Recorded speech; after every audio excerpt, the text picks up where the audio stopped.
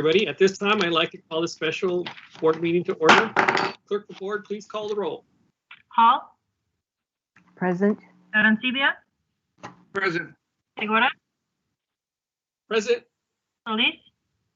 Present. Fiorentino. Here. All right, we will now hold a moment of silence and do the Pledge of Allegiance. And if Dr. Arancibia can lead us in the pledge.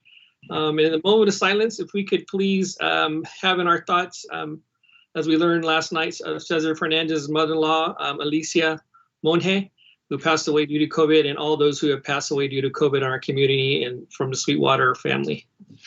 Thank you. Go ahead, Dr. Arancibia. Place your right hand over the heart. I pledge allegiance to the flag of the United States of America and to the republic for which it stands, one nation, under God, indivisible, with liberty and justice for all.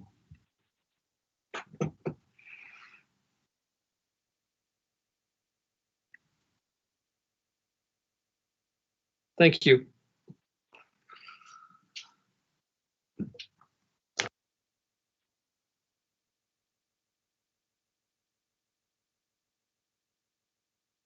You're muted, sir. Thank you. Per Government Code Section 54954.3, this is a point on the agenda where members of the public may address the board on the item that has been described in the notice for the special meeting before or during consideration of that item. Speakers shall refrain from using profanity and shall speak in a respectful manner. Thank you for your cooperation. The first speaker is Elaine Fonteliano.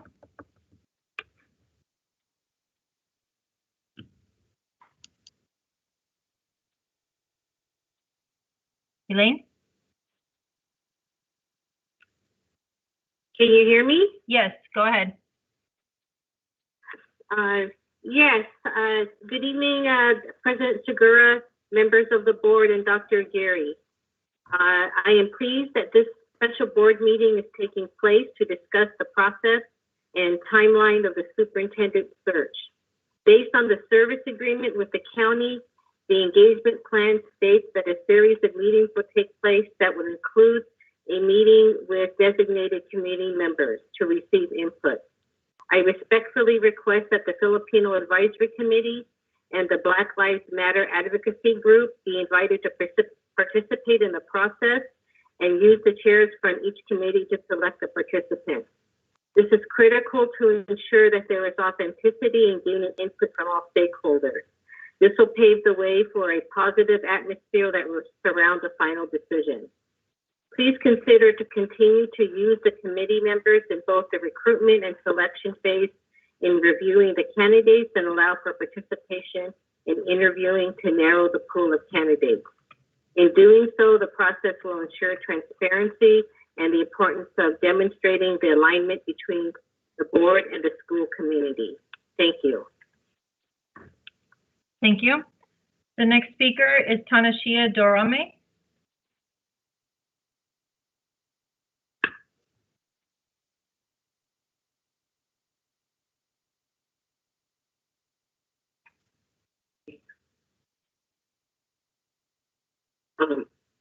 Hello, 1 second, please.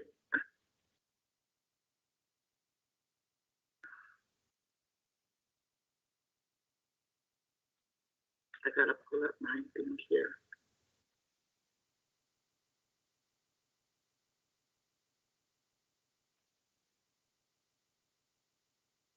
Okay.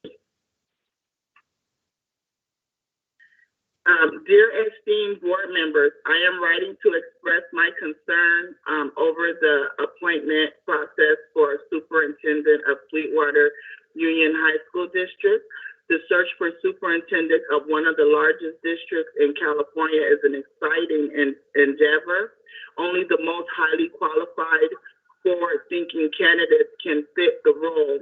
Therefore, the search needs to be done with many stakeholders involved, since many lives will be affected by this decision. A mere survey is not enough. This search must include a series of interviews with involvement from stakeholders such as families, community members, staff and other personnel. Then the board can vote on candidates based on feedback from stakeholders who will ultimately be affected by the placement and actions of the superintendent. I have not heard anything regarding the process of stakeholder engagement for the process which is supposed to take place between February and April. Therefore, I am posing questions I have during this process. I am asking for clarity on a timeline of the search for the superintendent. What exactly is the process for the search? When you say garnering input, what does this mean exactly? 2 board members supported the Black Minds Matter advocacy group of San Diego and the Filipino Advisory Committee's involvement in the search, yet they eagerly wait inclusion. Has any advertising been done for this search? And considering there is still some lingering lack of trust in the district from stakeholders, this process must be an intentional search and not a checkbox effort, ensuring someone with the correct credentials and with at least a teaching and administrative credential would be best. Thank you. Thank you for listening. Thank you. I got a request from Dr. Elvia Estrella, but I don't see her on the line. So there's no further speakers. Okay, thank you. So we'll just move right into C1, which is on the recommendation of board president to discuss the process. We have Dr. Yolanda Rogers here. She will take over and walk us through this. And I just look forward to this process and moving forward. Go ahead, Dr. Rogers. Thank you, President Segura. I'm going to go ahead and share my screen here, and just a moment, make sure I get this done right. All righty here. Can you all see the screen well? Is it visible? Yes. Yes. Okay, very well, very well. Well, good evening, Board of Trustees, and thank you for being available this evening to review the timeline and the process for the superintendent search, and we call it the superintendent search update. I'm Yolanda Rogers with the county office, and I have with me Carol Tomeo, and we'll co-facilitate the presentation here. And we're just pleased as the county office to be supportive and a partner in the process as you work together to take on the most important decision that a school board can make, and that is choosing the right individual to serve as your superintendent. Our commitment in this process is to ensure that it's clear and transparent. We commit to providing guidance to the board during all phases of the process, and it is our mission to bring forward highly qualified candidates. And in doing so, we recommend a highly confidential search in that it will allow us to increase the size of the applicant pool by protecting the privacy of potential applicants, because we're going to be reaching far out, looking for folks that are sitting superintendents who have the proven track record to come in and lead the district based on the input we receive and the criteria approved for the particular candidate. We commit to ongoing communication. That includes weekly updates to the board, as well as presentations as we move through the process. We will screen the applicants against the board-approved criteria. That criteria will be developed with input from stakeholder groups and gathering input from stakeholders. This process looks like not only just a survey, but also meeting with stakeholder groups and representation of stakeholder groups. And we ask that the stakeholder groups have the opportunity to meet with the county office and our representatives to have that fully transparent dialogue that's not that's unfiltered. So we would ask that we have the space to meet with these stakeholder groups without any board representation or district president representation, so that people can feel free to speak what their concerns are and also share the strengths. And at the conclusion of the stakeholder input, once we've got the applicants in, we would commit to providing a written summary of all the applicants those that we recommend and consideration for that meet the best the criteria that's approved by the board. So we are fully committed to engaging in a full transparent process to ensure that we get the best highly qualified candidate to meet the needs of the Sweetwater School District. So today our goal is to review the timeline and the process. We also had the opportunity to meet with board members last week to get some input from them individually. We'll just share some highlights of that dialogue, have time for questions and answers throughout the presentation, and then review with the board next steps. And our goal at the end is that all questions that the board has gets clarified and that there's consensus on the process, the timeline, and the stakeholder groups that we'll be meeting with. And we'll pass over to Carol at this moment, and she'll walk us through the timeline.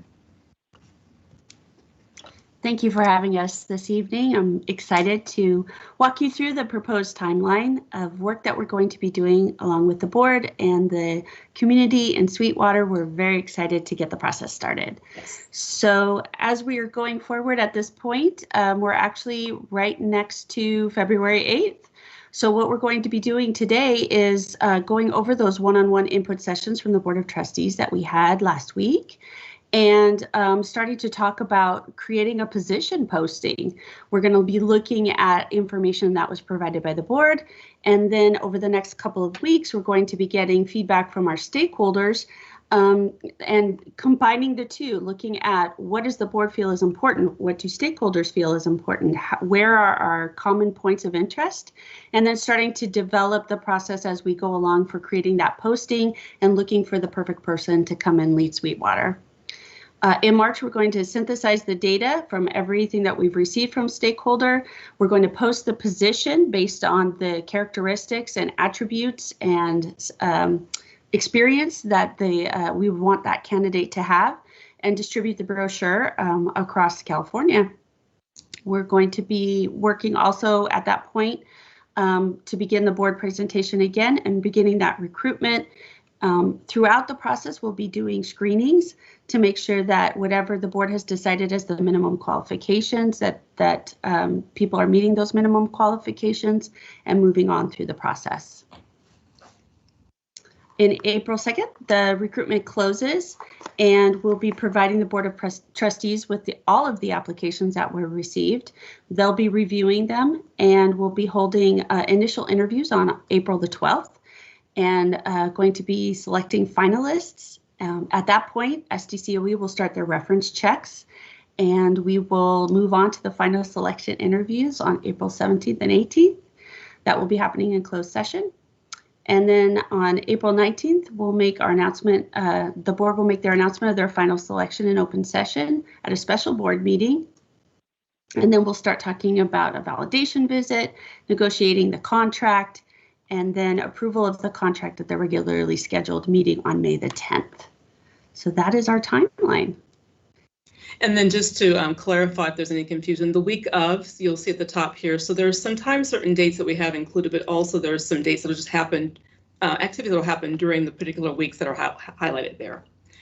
Are there any questions that we can answer for you regarding the timeline and the process that we've just outlined?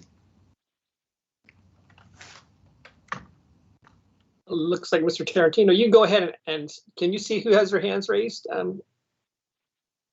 No? Okay. I can't see it from my end, no. Go ahead, Mr. Tarantino. I'm sorry, do you want to take the public comment first? Yes. Why don't we just hear that? I know we're not all the way done. We're not all the way actually through not at all. the presentation. So let's just go with Mr. Tarantino here. Oh, okay.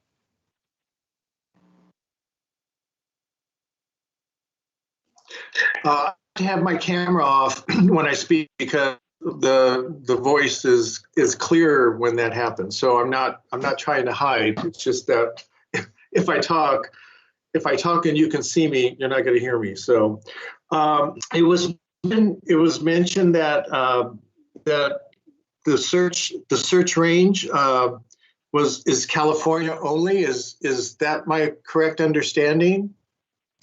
We will be doing a national search. We'll be posting the position in trade magazines, so it'll be throughout national. But yes, I do believe that Carol mentioned California, but through California and beyond. We'll be, I'm sorry, Mr. Tarantino, we'll be sending the brochure throughout California, but the job posting will go nationwide. Okay, let's see. Okay, yeah, it makes more sense to limit the search to California. And my reason saying that is twofold. Number one, the way that California funds public education and the way that public education is run in California is very different from other states throughout the nation. And number two, unfortunately, the individuals that have served as past superintendents were selected from a nationwide search, unfortunately, in my view, came from right-to-work states. And they had absolutely no experience in working with collective bargaining units. And eventually their goal was to destroy collective bargaining in the Sweetwater district, and I'm totally against that. But that's just my own point of view. But I'm glad that it's going to be concentrated in California, but the information will go out nationwide. And that's all I have on that one. Well, in terms of one of the speakers mentioned what exactly does involvement mean, and it was mentioned that surveys, San County office personnel, but there was no mention of having a stakeholder group have access to the candidates. And I was wondering if that's something that's possible, if that's something that's not possible. I don't know how my colleagues feel about that, but I think it's a very important aspect of superintendent search. And again, it's not to have them select someone that they want, it's to have an opportunity to have a conversation with the people who are being considered. And again, I think the process should be guided by both you and Carol, and guidance and formation of the questions would be also something that's very important. But those are my views and questions for right now. Thank you.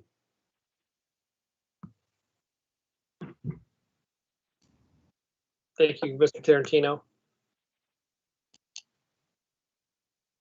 Did we want to address those, or did you want to? I can address them, or we can move on and address at the end. Like, we can address it now as well. If the board wants to have some dialogue about it, I have a statement to make regarding the access, but I'd love to hear if there's another other perspective from the board. Go ahead, Trustee Hall. Thank you. Thank you. I appreciate the opportunity to discuss this because I think it is important. I understand how the stakeholders feel, that they want to have an influence on the selection. I also understand that we are talking about a privacy issue of the applicants. So having a committee of community members screening applicants is really not what I think is in the best interest of the process and the people that would apply. Knowing that they may already be employed and have, not wanting it disclosed that they're in the process of applying. I think once the board has narrowed down to a certain number of applicants or at a certain point, perhaps then there might be some forums held that allows the public in general to meet those candidates. That's a possibility, but I would like to say that it's my understanding we are having stakeholders provide input throughout this process at the early stages.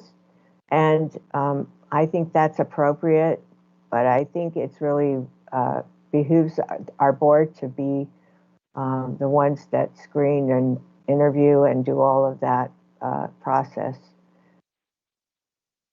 I think we've been through it at least, we've been through several different renditions of how you process selection of leadership. I think we always need to learn and refine our skills, but ultimately it is the board's responsibility. And that's why I don't want to get off too far into having everybody else involved. I think there is a point for everyone to be involved at some point. I mean, those stakeholder groups, people that really want to have a voice, they should be able to share it with the board anytime they want, at any point. So having it secluded from us, I think I appreciate that you, Yolanda and Carol, are going to meet with different groups and give them an unfiltered process to, have your ear and have your, to provide you with their insight. I think that's great, and that will give you a lens onto what you, your experience as holding these processes across different districts as you have. You'll be able to pull from that a lot of the information you need to put into this process. So I just, that's my whole perspective on it. I think we do have opportunities throughout to provide access to people, either through the board itself, by reaching out. They have public comment. They've always been not shy about offering their insight through the public comment process, but also, you are planning to meet with people. So I think that's key.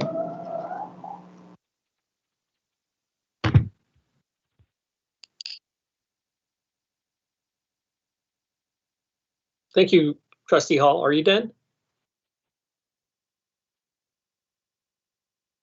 Yes. Okay, thank you. Would any other trustee like to weigh in on that?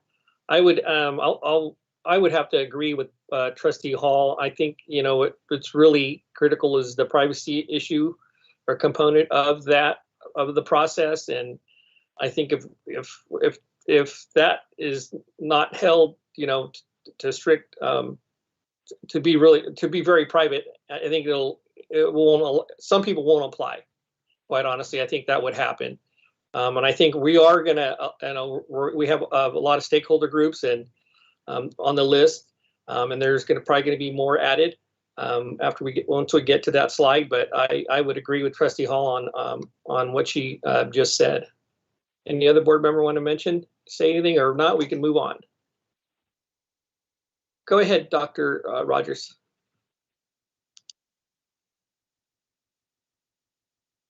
I'm sorry, I was muted. Okay, there we go. So after meeting with the board last week, one-on-one with Carol and I, well, 1 to 2, I would say, what themes emerged was the importance of student success and student achievement. The also importance of being able to rebuild trust with the community and someone that's trustworthy. Also one that is transparency is really important, and a superintendent that's an effective communicator, not just with the board, but with the community, with students, with the elected officials, and one coming in with vision. We heard visionary, being able to have some foresight and related to increasing enrollment, for example, fiscal knowledge and expertise. And before I continue, I want to share that these themes we pulled from if 3 or more board members spoke to this. And so these are representation of 3 or more board members in terms of the themes we pulled out. So fiscal knowledge and expertise, one that's collaborative in their leadership style, who's able to trust their team, but also build and support and move them along in terms of building leadership within, valuing community input. Equity and social justice was a theme that permeated, as well as the ability to work collaboratively and effectively with community partners and elected officials.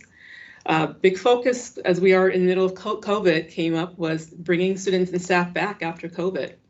One who's prepared to work with that and understands the demographics of the community, the needs of the community. It's a large district. East side, west side have different needs, and that was very clear in our one-on-ones.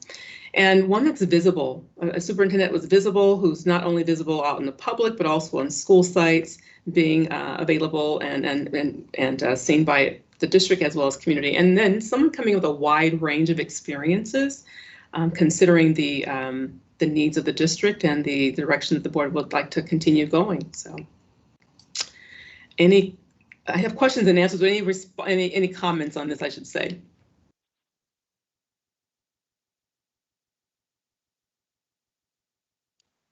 Okay, if not, we'll continue.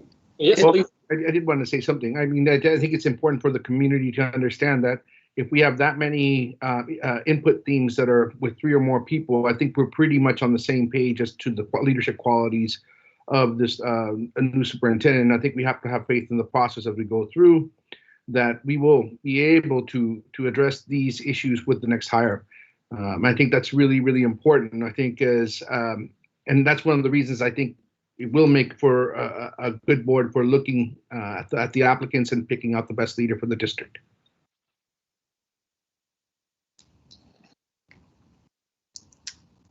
Okay, we'll continue on. So the stakeholder groups that came out of our dialogue and proposed were meeting with all the labor groups, the teachers union, classified union, counselors, supervisors, administrative meetings, but also some of the committees, the CBOC, Audit and Finance Committee, DPAC, DLAC, the Council of Student Presidents, Filipino Advisory, and Black Minds Matter are stakeholder groups that were presented to us to connect with. And just to reiterate that anyone that has an interest will be able to provide input on this on a survey, as well as some intimate time with representatives from these particular stakeholder groups. And a couple of prompts. We have 4 questions that we propose to use in our stakeholder group conversation. The first one being, what aspirations do you have for Sweetwater School District? What are the immediate and long-term leadership challenges the next superintendent will face? And what are the desired professional experiences and personal characteristics that you would like the next superintendent to bring to the position? And the last question is, what is it about Sweetwater Unified School District and the larger community that would attract a proven educational leader to the district? So this is time for discussion regarding the next part of the process when it comes to stakeholder groups and the prompts for which we would oppose. Go ahead, Vice President Solis. Thank you, President Segura, and thank you, Dr. Rogers. Yes, it's a great list. I think I did see was either PICE or Mano a Mano Foundation, or the Latino perspective. But I think other than that, it's a great list. So thank you for that. So just to clarify, Trustee Solis, you would like to add those 2 groups to our. If everybody's okay with that, that would work. Yeah, I mean, I think whatever the trustees want, I don't have to vote on it. I think it's just as a time. This is where you would, add anybody that you felt was important. So that's good with me. Go ahead, Trustee Tarantino.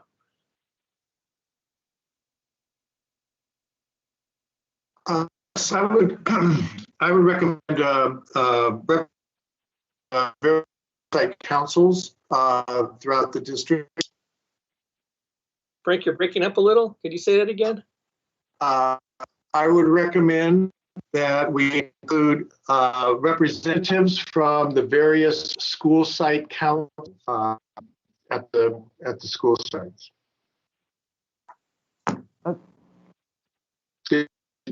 Was that clear? Yes, Did you hear? representatives from the school sites councils at the various sites. I think that's a good idea. I think that's what the DPAC and the DLAC do, is they bring together all the different representatives across those different councils from the schools together, and they work on things district-wide. So I think it's captured in the DPAC and DLAC.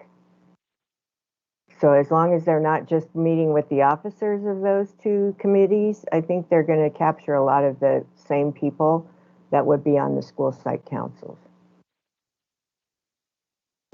And I also support having more of the Latino voice, so that I support the suggestions by Mr. Solis. And if we have an educator, a Latino educator committee or association, that they might want to be included in the process. might I suggest ADE, Association of Rasa Educators, might be one that we could actually include in that list as well. And I'd also like to follow up with a little bit more. I'm wary and hesitant of picking out leadership teams or leadership individuals or folks that have been involved in leadership at the district level, site level, to continue to inform what the everyday person at the district, at the district or in the communities is doing. I would actually suggest that, some of the cafeteria worker groups, which are more on the ground, that are more involved on the day-to-day with not only the community, but the needs of the community and the issues facing the community, be included. They are not attached to a hierarchy, and they are not attached to leadership groups, but rather they are more everyday folks like us that can actually give us a better understanding of what issues face the community and what type of leadership styles and what expectations we should have for the leadership of our district. All right, thank you for that. I would first I wanted to check in with Mr. Tarantino. Are you do you believe that the rep student site councils would be covered under the ELAC-DLAC group? I see them as being different. I see them as being different. Yeah, they sometimes work together, but school councils, I think, make decisions in terms of how site money is being spent. And I don't know, does DLAC and DPAC, it would be the DPAC, do they meet with the schools? Yes. They are part of that organization? Yes. That structure? Yes. Okay. Well, if in fact they are the same, then I'm okay. But if there's different and the role are different, then no, I'm not.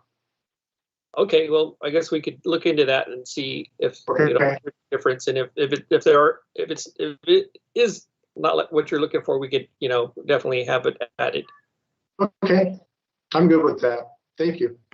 Thank you. I would like to recommend. I know I've worked with, and Trustee Hall worked with the Madres Unidos, the San Isidro chapter. I'd like to have them added to the group list, and as well as I work with the South Bay Forum, a group of Latino leaders that help, and I'd like to have them added to the list. And then go ahead, Dr. Adencibia. One last group that I would like to advocate for is, I'd like to make sure that we include members of the South Bay LGBTQX community to participate as well. And I think that's really a necessary group that we need to be able to include into this discussion as well. I concur. Thank you for that. Anybody else? All right, I think we can move on from there. Dr. Rogers. Okay. So the next slide, I'll have Carol go forth and cover the next steps. Thank you. So the next steps for us are going to be finalizing that stakeholder survey. We're going to have it translated into Spanish, but also into Tagalog to make sure that it's accessible by more people. We're going to work with our district point of contact to get that survey link posted on the website and to start notifying our stakeholder groups of scheduled sessions for when we'd like them to come and talk to us. And then also we'll need to work within this to figure out who is going to do a translator. We have some translators on campus at SDCOE that can assist, but we may need a little bit of help finding somebody who can translate quickly in Tagalog into English. And then also identify the best time of day to conduct stakeholder sessions. Some people, if it's a parent group, they're going to need to be probably in the evening, but we might be able to do something in the later afternoons with some of the groups, that are already on campus. And all of these stakeholder group sessions will be conducted via Zoom. So at this point, we're just going to be looking forward to getting started, getting everything up and running and ready to go and start getting that input that I know that everybody really wants. Right. And I think, oops, that's actually the last slide that we have. Okay, thank you. Why don't we have one, I believe we have one. Mr. Dr. Odyssey, would you have your hand up? Or no, you don't. Deanne, do we have one more public comment? Yes, we had someone join. Dr. Elvia Estrella? Hi, can you all hear me? Yes, go ahead. Yes, I can hear you. Perfect. Thank you so much. My name is Elia Estrella. I'm here speaking as an individual. And after listening to the conversation, you all have addressed my concerns about silencing the Latino vote on the list of Latino voice on the list of stakeholders. Yes, we have. Hello. Go ahead. Hello. Yes, this is Elia Estrella. I'm here speaking as an individual, and I just wanted to say, after listening to the conversation about the stakeholders group, I just want to say thank you now to be able to add our Latino voice. That we serve a large population in our school district, and I wanted to make sure that our Latino voice was part of this community also. Thank you. I want to make sure that I echo Mr. Tarantino's comments regarding the caution to do a nationwide search. As he has mentioned, we have had superintendents that have come outside of our state and have been union busters. So we've built a labor partnership, and I want to be able to make sure that we sustain that in our search for a superintendent. So thank you so much for the opportunity to speak. Thank you. Thank you, Dr. Estrella. I would concur and I would agree wholeheartedly with Mr. Tarantino. What he said earlier about the the going outside the state of California, Texas. I don't think Texas is really somebody from there is really going to work for us. And we've been building and we've had a real good relationship with our labor partners since we've been here, and I like that continue. So I know that's very critical to me, and I'm sure it's to a number of us, if not all of us. So I just wanted to say that too in public. Did we have any more questions or comments about our process? Oh, Vice President Solis. Great, Arturo. Thank you, President Segura. Yeah, just with regards to the Zoom meetings, are we going to have translators there for Spanish or Tagalog? I know you had mentioned translating the pamphlet, but so it will be good. Yes, definitely. Okay, perfect. Thank you. Dr. Arancibia, did you have something? Yeah, no, I just want to say thank you to Carol and Yolanda for taking this on. I know this is a mammoth effort and on your part in terms of trying to capture the voices of 40,000, 50,000 students' parents. So I can't imagine what that's going to be like, but I really appreciate and laud your efforts. Our meeting last week was really informative, and I think it was really free-flowing and positive in terms of trying to get the best information. And I wish you so much luck, and I thank you again for all the efforts that you're putting into this. All right, Mr. Tarantino. Yes, I had a question about the timeline, and I was wondering if all the board members have had an opportunity to look at the dates that are proposed in terms of that we don't meet as a board on our regular board meeting days. Are all of those dates okay with everybody, or at what point do we say they are or they aren't?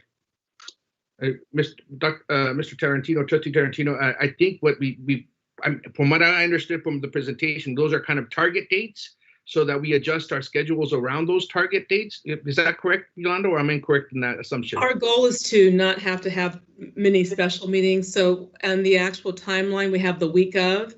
And so if it's a little bit confusing, I want to clarify it. So some things will happen the week of, the time, certain dates. The only, as I'm taking a look, Carol can correct me if I'm incorrect, but when it comes, I think March 8th is already a board meeting. Is that correct? Yes. So our next presentation to the board as a whole will be to deliver the synthesis of data that we gained from the stakeholder groups. We will send weekly updates via email for you all each week, so you'll know the update on the process.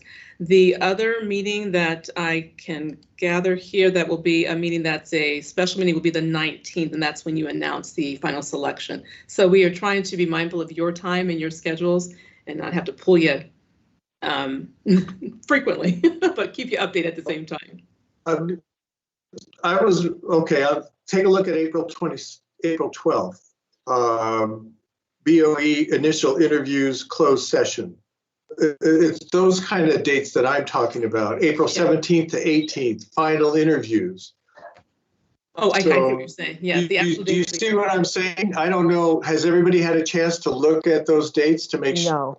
I know it's far enough ahead, but I'd hate to, at the last minute have to reschedule. So that's my concern. I don't have any traveling plans right now, so I don't think it's going to be too much of a problem for me, but I defer to the others.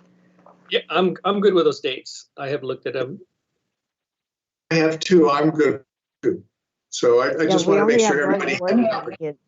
We only have one board meeting in April, right? It's on the 26th. Correct. Okay. Any other questions? Okay. Any other questions or comments from the board? If not, we are done. All right. So with that, this meeting is adjourned. Thank you, everybody. Thank you very much. Thank you, Dr. Thank you.